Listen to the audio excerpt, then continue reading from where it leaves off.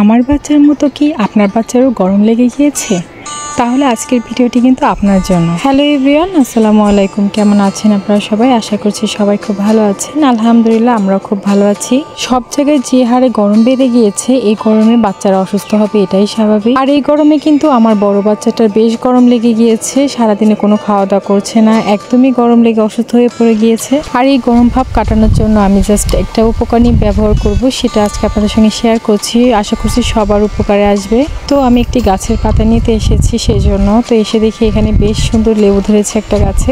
আর এর পাশেই কিন্তু এই যে এই গাছটা অনেকে হয়তো চিনে থাকবেন। আমাদের এখানে তো পেপলটি পাতা বলে থাকে, আপনাদের কোন অঞ্চলে কি বলে থাকে সেটা কমেন্টের মাধ্যমে অবশ্যই জানাবে। এই পাতাগুলো কিন্তু এখন আমি ছেড়ে নিয়ে যাব, ছিঁড়ে নিয়ে ভালো করে ধুয়ে আর আমার বাচ্চার যে গোসল পানি সেটার ভিতর ভালো করে মিশিয়ে নিব ছিঁড়ে। তারপর কিন্তু ভালো করে দুই হাতের সাহায্যে ঘষে ভিতরে যে তরল পদার্থটা আছে সেটা বের করে নিতে হবে। পরবর্তীতে সেই পানিটা দিয়ে বাচ্চাটাকে গোসল করিয়ে দিতে হবে। সবাই একবার হলে এটা ট্রাই করে দেখবেন। একবার গোসলের সাথে সাথে আলহামদুলিল্লাহ বাচ্চার সুন্দরভাবে ঠান্ডা হয়ে যাবে শরীর, আর গরম ভাবটাও কেটে যাবে।